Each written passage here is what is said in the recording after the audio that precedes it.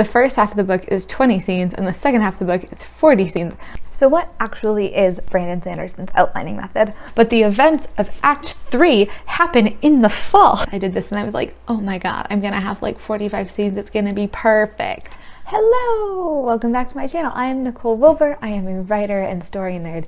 And today I am so excited to be trying Brandon Sanderson's outline method.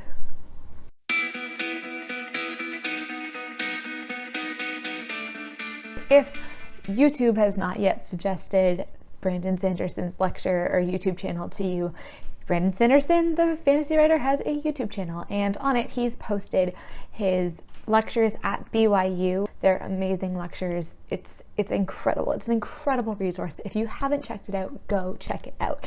In lecture number 3, he talks about his outlining process, and he says that he has posted the outline for his book, Skyward, on his website. So if you go to his website, I'll put the link below, you can find like the actual outline for Skyward.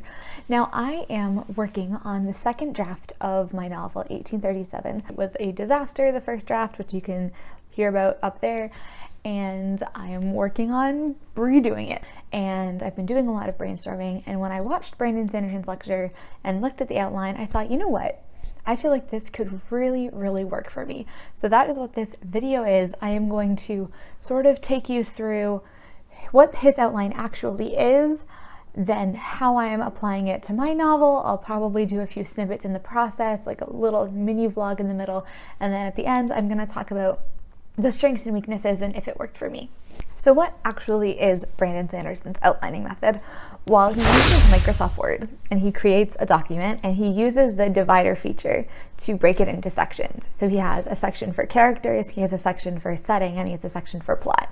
Under characters, he puts his main characters and then his secondary characters and then minor characters, and he gives as much of a description as is necessary, a little bit about who they are as a person, and then he describes their arc.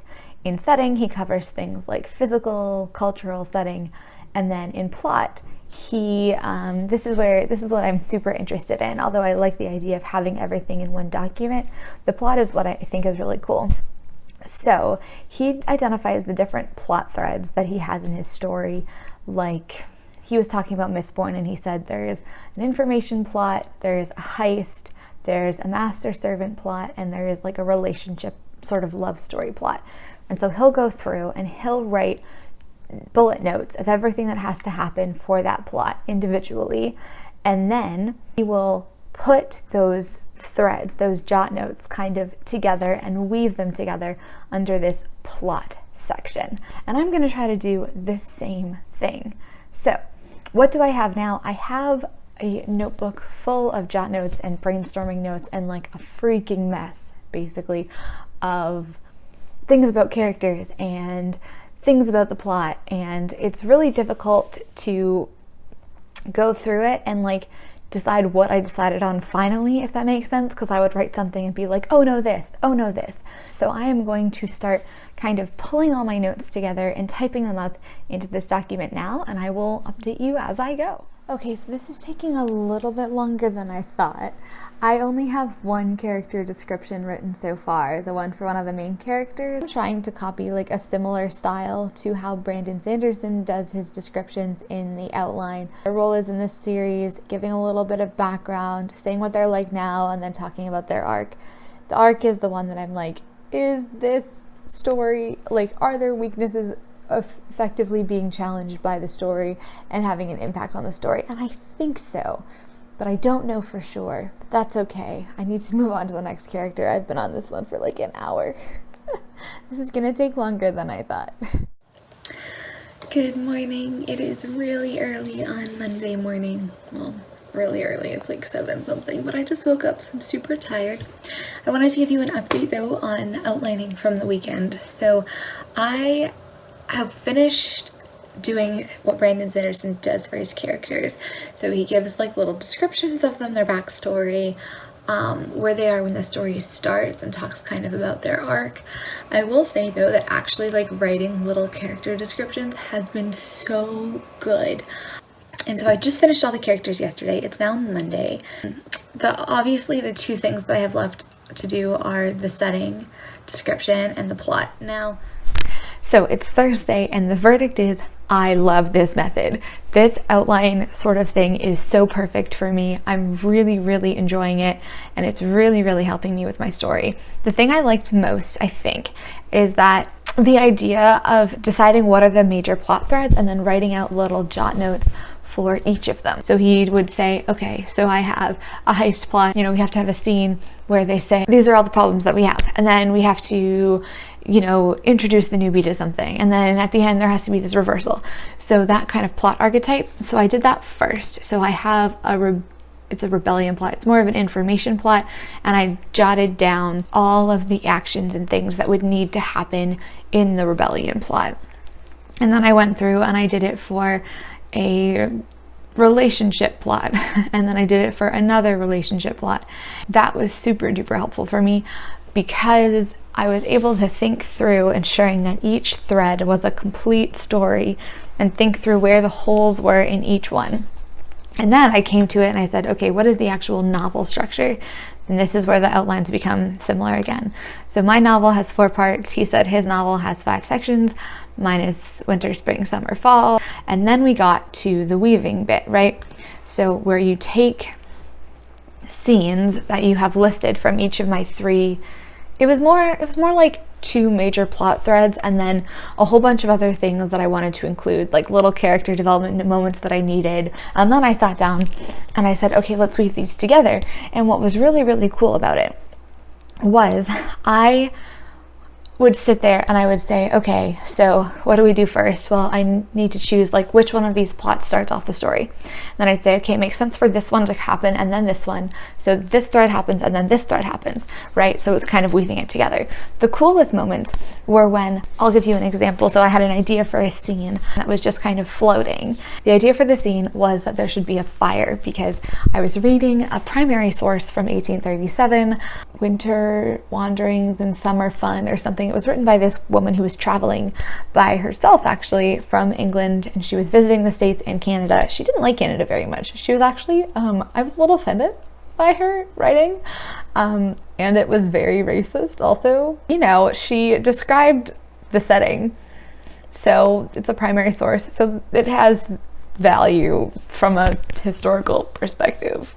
Basically, she described a fire that she saw that happened in the middle of the night. And I was like, so cool. That really shows you would really show you an evidence at the time. Would love to do that. And so then I was like, okay, I had a thread where one of the characters had to ask another character something. Another thread where the character who asked something has to tell another character what the answer is. And I was like, oh my goodness, we could just put all of these together. They could be a fire and then everyone would be there and then she could talk to this one and then she could talk to this one, and I don't need to have separate scenes. They can just be smushed together. And I could also use that to establish more about the relationship with like the mother and all this stuff. So it was super fun to have those threads like ready and there in lists and then to take and weave and combine. And I think that is something I really want to do going forwards because I know that each of the stories in and of themselves, the plot threads in and of themselves, are being serviced right.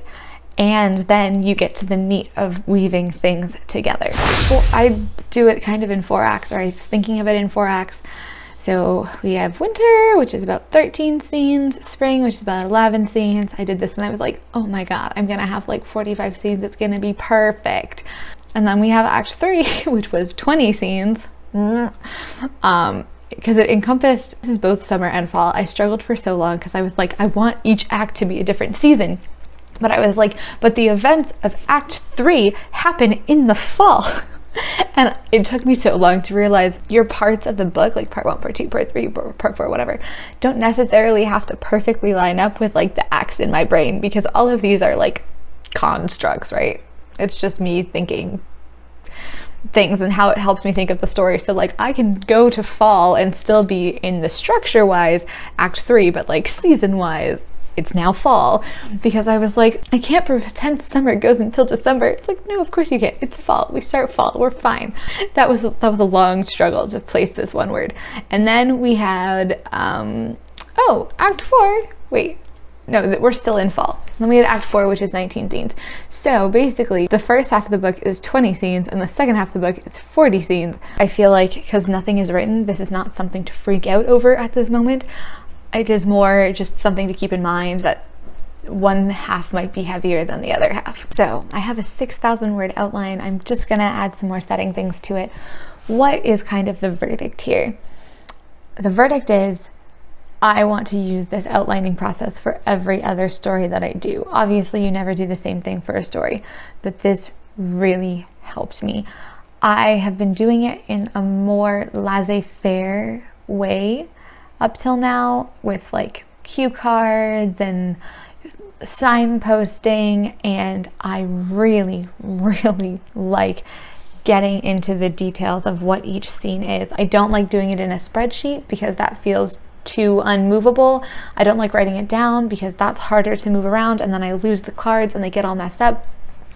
A simple Microsoft Word bullet pointed list is now my favorite thing to do. I also really like writing out these character descriptions, but I also used to have like little character cards and like make little profiles, but writing out the description is so helpful for just making things feel concrete. And I feel like by having it all on a page and forcing myself to write it out in like a semi-nice description, I started to question, oh, is this right? Is this not right? So it's a really good second check for the characters, but also it's very referenceable. So I know I'm going to have my outline open and I can continuously look at my planned arc for each character and what I've said about each character and, you know, write them like that. And Brandon Sanderson said this as well, that for him, he doesn't want to think about anything about like the full story when he's writing his book. He just wants to be able to concentrate on that one scene and making it good. And I think that's also what I want. So I have an outline. I think this is the most detailed outline I've done because I have really just good descriptions of the scenes and I have an idea of what's supposed to happen in each scene. And I think that I can now sit down and be able to better write those scenes. Super excited to start writing. I'm not going to start writing yet. I am going to finish off the outline with some setting things because I think that will be helpful for me in the same way that writing out the character descriptions was. And that I'm also going to kind of sit with the outline a little bit and read through it a few times and maybe go away for it for a few days and come back and just sort of play around with it. So what I have now probably isn't the best version, and I know things will change as I write, but I do want to think through other options and other possibilities, how things might look in a different way, just as sort of a thought experiment. So that's what I'm going to do, and then very soon, I'm going to start writing this novel, and I am so excited. So let me know, what kind of outlining methods do you use? Did you watch Brandon Sanderson's lectures? And what parts of them do you think are most helpful? Thank you so much for watching, and I will see you next time.